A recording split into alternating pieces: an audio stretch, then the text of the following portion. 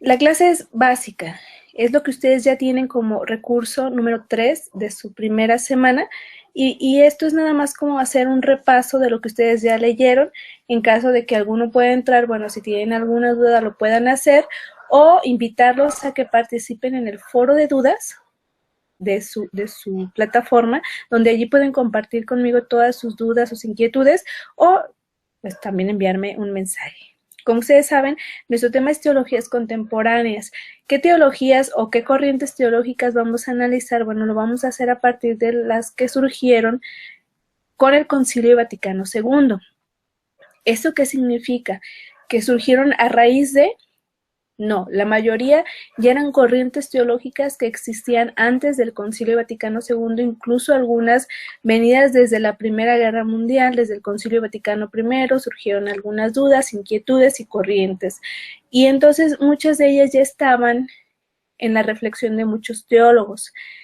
No habían sido reconocidas, no habían sido claramente aceptadas y mucho menos estudiadas dentro de la, digamos, de un magisterio serio en contemporáneo en la iglesia, e incluso muchos teólogos y muchas corrientes eran más bien rechazadas.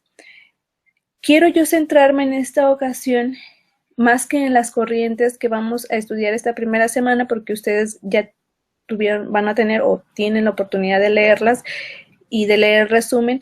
No es la idea de que se aprendan cada corriente teológica, sus expositores, de qué se trata y le entiendan a la perfección. No es una clase de teología, no queremos hacer de ustedes unos teólogos, solamente es que las conozcan, que sepan cuáles eran, e incluso había muchas más. Esas son las más importantes, pero que sepan que en el mundo de la teología, en el mundo de la iglesia, existen diferentes corrientes teológicas. Hay algunas más importantes que otras y que ha tenido relevancia la teología a partir del Concilio Vaticano II. Esto es muy importante. Entonces tenemos aquí, el Concilio Vaticano II fue sin duda un acontecimiento cristiano y el más importante del siglo XX. Contribuyeron favorablemente a su realización los movimientos de renovación eclesial previos al mismo. ¿Esto qué quiere decir? Que antes del Concilio Vaticano II, el el Juan XXIII, no fue que se le ocurriera repentinamente, ¿no? Él como buen pastor, él ya incluso participaba de algunos movimientos de renovación eclesial, era consciente de que dentro de la iglesia hacía falta un cambio, una renovación, no de la doctrina, no de las enseñanzas, obviamente no de la revelación, pero sí de la estructura, sí de la manera de hacer iglesia, que la iglesia estuviera más al día y pudiera dialogar con los diferentes movimientos y acontecimientos actuales. Entonces, ¿cuál es el contexto histórico del Concilio Vaticano II? En el momento de la convocatoria conciliar, la Iglesia Católica curiosamente estaba en paz.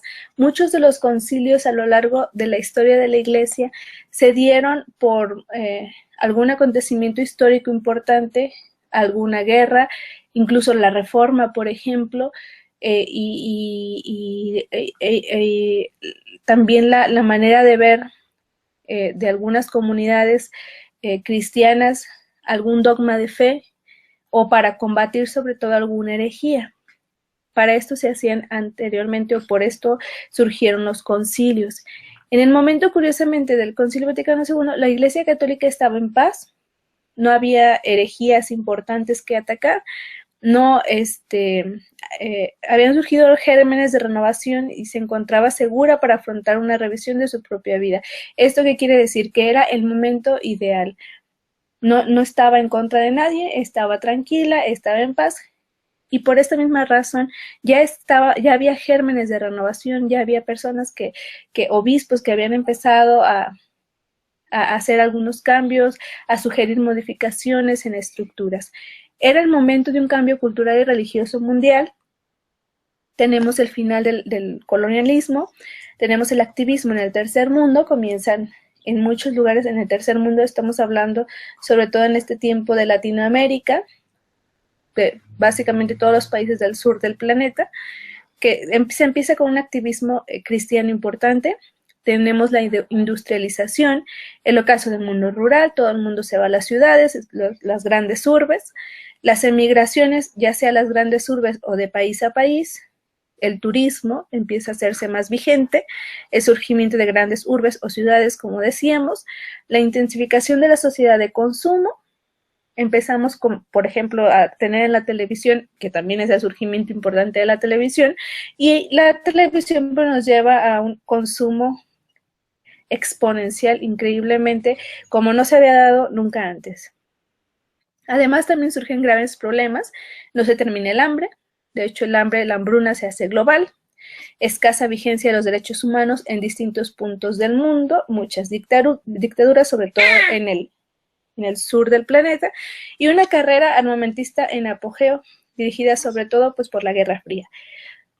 Los objetivos del Concilio Vaticano II, ¿cuáles fueron? La apertura de la Iglesia a este mundo moderno, con todas estas problemáticas y todos estos retos, y a la sociedad. La unidad de los cristianos o presencia activa de la Iglesia en el ecumenismo, la Iglesia de los pobres, que vuelva a ser una Iglesia de los pobres en estricta fidelidad al Evangelio.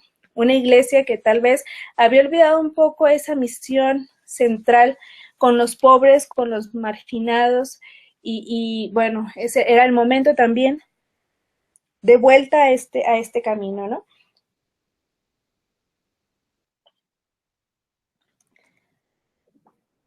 ¿Qué pasó en el Concilio Vaticano II con la teología? Aquí se da un momento muy importante para los teólogos y diferentes corrientes teológicas, sobre todo dentro de la Iglesia, porque el Vaticano II trata de renovar el mensaje cristiano desde una triple exigencia, y esto fue algo que se tuvo como base durante todo el concilio. El retorno a las fuentes de la palabra de Dios y de la liturgia, la cercanía a la realidad social del mundo, que la Iglesia no estuviera más apartada de esta realidad que estaba viviendo la mayoría de las personas, y una revisión profunda de la Iglesia como pueblo de Dios. Una Iglesia ya no solo itinerante hacia el reino, una Iglesia ya no solo que juzga, digamos, sino una Iglesia que vuelva a los orígenes y que se transforme en pueblo de Dios. En definitiva, situar a la Iglesia, sub verbo Dei, o como oyente de la palabra de Dios, que vuelva de nuevo a las fuentes, curiosamente, que vuelva a las raíces y que esté en constante diálogo con el mundo.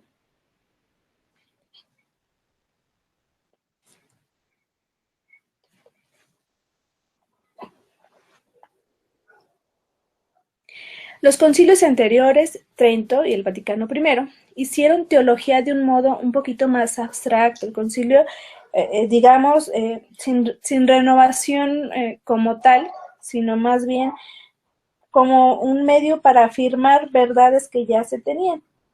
En eso consistió la teología de estos concilios. El Concilio Vaticano II, por otro lado, bueno, emplea un lenguaje más bíblico, digamos, un poquito más formal en este sentido.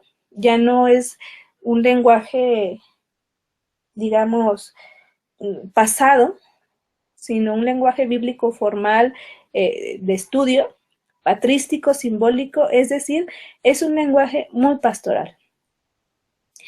Cabe destacar, pues, que con anterioridad ya habían surgido corrientes de pensamiento teológico, como comentábamos, un poco menos conservadoras que a lo que estábamos acostumbrados y con más apertura hacia el mundo, aunque habían sido, pues, prácticamente ignoradas.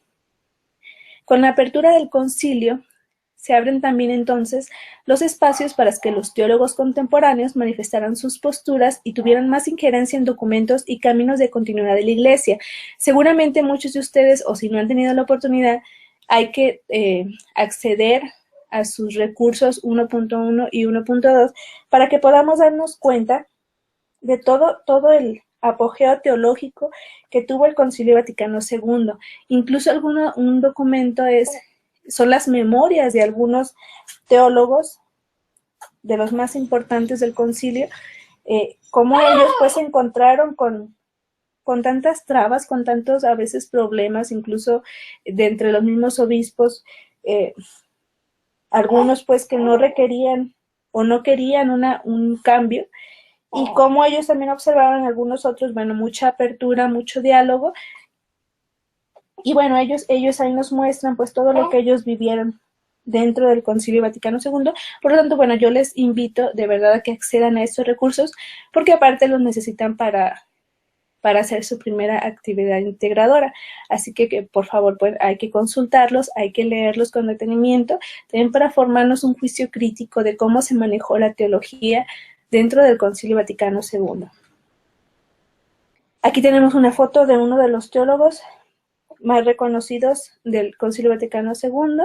Él fue consultor del obispo de Ratisboa, Alemania. Era maestro de teología en el seminario y en la universidad.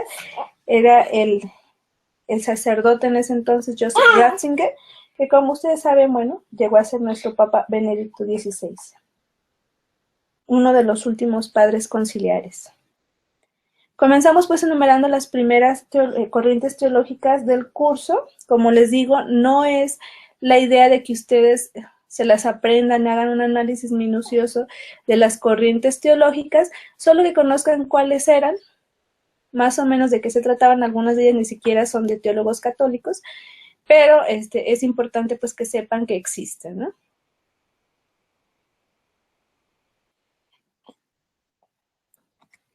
La primera es la teología dialéctica.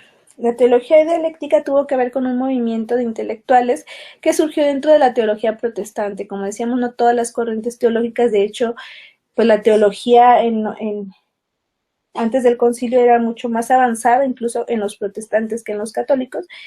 Y bueno, esta corriente teológica surge dentro de la teología protestante después de la Primera Guerra Mundial. Aquí tenemos algunos nombres importantes. Uno de los más importantes que Barth, y los otros, bueno, junto con él fundaron una revista, ellos todos alemanes, una revista de teología que se dedicaba a analizar lo que ellos llamaban la teología dialéctica, o como lo llamaban en un primer momento, una teología de la palabra de Dios. Lo que caracterizó pues este movimiento, su punto de partida fue la reacción enérgica de sus promotores contra la teología liberal.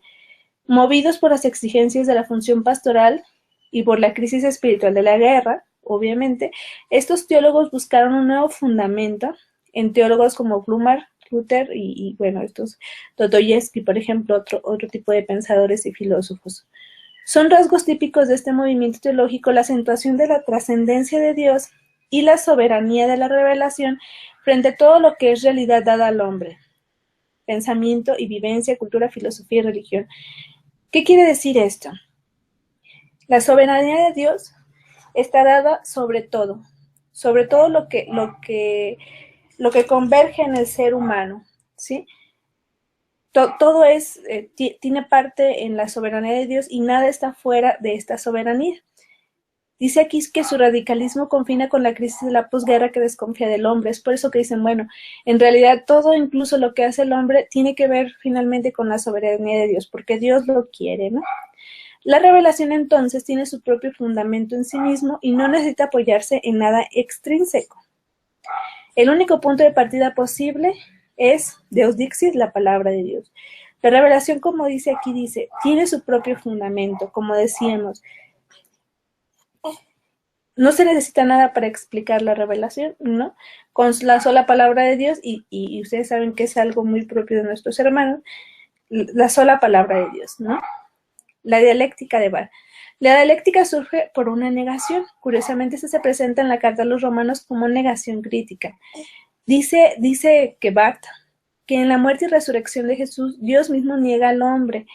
Es decir, que Jesús, muriendo y resucitando, niega su humanidad, ¿no? Allí aparece que solo hay relación con Dios en la medida en que se suprime esta humanidad o se suprime dialécticamente al hombre.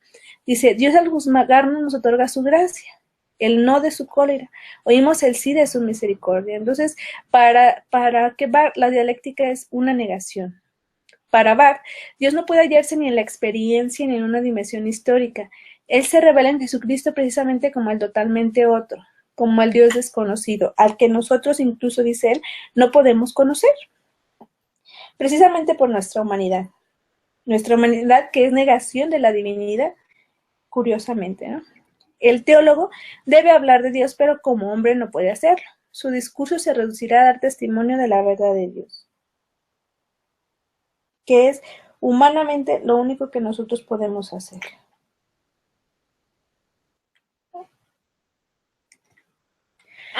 Por ello, concluyen, solo podemos hablar de Dios en forma dialéctica, o es decir, como paradoja. Cada afirmación que tenemos sobre Dios debe ser corregida por una negación. En torno a este juego de luz y oscuridad no hay síntesis. El sí y el no giran en torno a un centro que permanece, que no podemos nosotros conocer. Por lo tanto, concluyen, la única relación que existe entre Dios y el hombre es una relación de distancia. La fe, en consecuencia, es el vacío absoluto. ¿Cómo es esto? Que nosotros para conocer a Dios tenemos que negar nuestra humanidad y vaciarnos totalmente para llenarnos de la divinidad de Dios. ¿Por qué? Porque Dios ha resucitado y según ellos, pues con esta resurrección, ha negado su humanidad, ha negado al hombre. Rápidamente vamos a la teología existencial. De aquí tenemos mucho de Santo Tomás de Aquino. Para quien estudie Santo Tomás, lo primero que tiene que hacer la teología natural o existencial es demostrar precisamente la existencia de Dios para posteriormente enunciar los atributos que le corresponden. Siguiendo entonces la ruta de la suma teológica, se tratará de responder desde el pensamiento de Padre Angélico las siguientes cuestiones relacionadas con la existencia de Dios. Dice la suma teológica, ¿por qué demostrar la existencia de Dios si Dios es evidente? ¿Es posible demostrar la existencia de Dios? ¿Y cómo demuestra Tomás de Aquino la existencia de Dios? Bueno, la primera pregunta, ¿por qué demostrar la existencia de Dios si Dios es evidente? Es una pregunta un poquito más filosófica, pero creó toda una corriente teológica. Si Dios es el mayor ser que puede imaginarse, y puesto que hay más grandeza en la existencia, tanto en la realidad como en el entendimiento de uno mismo, Dios debe existir. En la realidad, pues si no existiera, no sería el mayor bien que puede imaginarse, porque él dice Anselmo de Canterbury, dice, si nosotros nos imaginamos lo mejor que existe en el mundo es Dios. Y si Dios podemos imaginarlo, entonces está dentro de la existencia y aquello que podemos nosotros imaginar y pensar debe existir, no es que no exista. En esta lógica, bueno, él dice que la existencia de Dios no se puede demostrar porque es evidente, ya que podemos imaginarlo como el mayor bien. Sin embargo, Santo Tomás afirma que la existencia de Dios es evidente, como decíamos, Dios es el ser cuya existencia engloba toda su existencia, pero esta evidencia lo es solo para él mismo o en sí misma, no lo es para nosotros, como afirma Anselmo de Canterbury, y es por ello que sí es necesario para Santo Tomás demostrar la existencia de Dios. ¿Cómo es posible esto?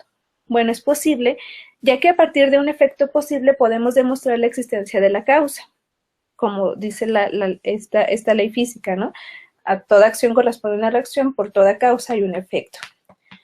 Demostrando la existencia de Dios a través de los efectos que observamos por medio de la experiencia.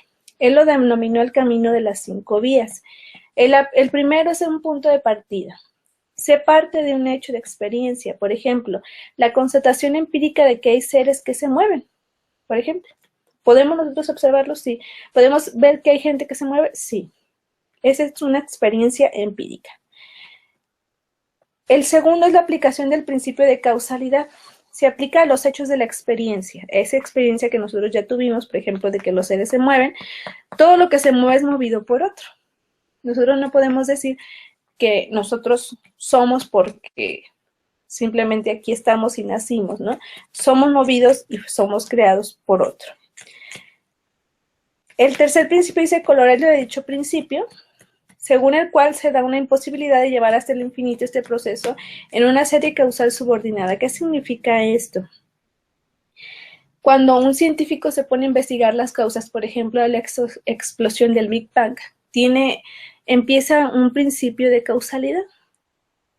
¿Qué es lo que causó la primera explosión? Bueno, fue un conjunto de átomos que se chocaron entre sí, bla, bla. Bueno, ¿y qué causó que el conjunto de átomos estuvieran chocando entre sí? Bueno, fue la dispersión de las ondas de no sé cuánto. Bueno, ¿y qué causó que las ondas se dispersaran? Bla, bla, bla, bla, bla. Esta causalidad, como dice el corolario, este principio, no puede ser infinita. Tiene que llegar a un punto en que algo pasó, ¿sí? Y por eso muchos científicos incluso han concluido que ese Big Bang tuvo un principio causal en Dios. Ese es un ejemplo, ¿no? Entonces, la conclusión, ¿cuál es? Que la afirmación de la existencia de Dios como última causa incausada. Dios no tiene causa, nadie es causa de Dios, Dios es, y es la última causa. En él vamos a encontrar la última respuesta. Esto es como demuestra Santo Tomás la existencia de Dios. La teología hermenéutica, o como también se le llama la teología fundamental. La palabra hermenéutica en el contexto de un diccionario de teología fundamental comprende un panorama más amplio del que tendría en el contexto de la teología bíblica. Ustedes saben que en la Biblia, en el estudio bíblico, existe la hermenéutica bíblica. ¿Para qué nos sirve la hermenéutica bíblica? Para hacer una interpretación correcta de un texto, ¿verdad? En este último término puede significar simplemente el método de hacer exégesis, como le llamamos también, es decir, de llegar a la intención original de un escritor bíblico, o bien de sacar del texto bíblico pensamientos útiles para la vida cristiana. Pues bien, comprende también la hermenéutica la relación entre razón y fe, en la interpretación de la Biblia, la relación entre historia y teología, por ejemplo, la relación entre un posible mito escriturístico y la precomprensión filosófica contemporánea, es decir, la hermenéutica dentro de la teología va más allá de la simple exégesis bíblica o de un pasaje bíblico y nos habla también de la relación entre razón y fe, entre toda la historia de la humanidad y la teología, que tiene que ver esto, que tiene que ver la historia con Dios, por ejemplo, la relación entre los mitos de la Escritura y la comprensión filosófica, incluso de ese tiempo y nuestra comprensión filosófica, etc. En el terreno de la hermenéutica entran entonces las diversas teologías actuales, todas, que se derivan del contacto del texto sagrado primero con las diferentes escuelas filosóficas o ideológicas contemporáneas. La teología hermenéutica entonces tiene que ver con casi todas las corrientes teológicas porque casi todas hacen hermenéutica. La hermenéutica entonces se encarga de los problemas nociológicos, ontológicos, históricos y lingüísticos que invaden todo el terreno de la teología fundamental. De la base de la teología fundamental dependen entonces decisiones radicales sobre la inmutabilidad de la verdad, la posibilidad de que tenemos de conocerla o no, el valor de los dogmas de la Iglesia, la desmitologización y posibilidad de entendimiento entre las diversas culturas, etc. En esta selva oscura son demasiadas cosas, entonces lo que quiere o pretende estudiar la hermenéutica teológica o la teología hermenéutica o fundamental. Entonces, en esta selva oscura resulta cada vez más difícil la tarea de dar un fundamento racional a la comprensión de la revelación, entre otras cosas porque la misma hermenéutica, a pesar de que tiene como objetivo aclarar las cosas, se ha introducido en un laberinto del que no se ve por ahora con claridad un camino de salida. ¿Ya por qué? Porque trata de interpretarlo todo, con la historia, con la razón, con la fe, incluso con los acontecimientos actuales, ¿no? Entonces, por eso dice, bueno, la hermenéutica teológica se ha metido en un camino muy difícil, ¿no? Muy difícil, y es una corriente que, bueno, hemos estudiado y tenemos todavía actualmente. Bueno, yo alcancé a notar que no pudimos tener espectadores en esta primera sesión, sin embargo, bueno, se supone se quedará la grabación para quienes gusten consultarla después, si les puede ayudar en algo, y también, bueno, espero sus dudas y sugerencias. Yo me despido y les agradezco su atención. Muchas gracias.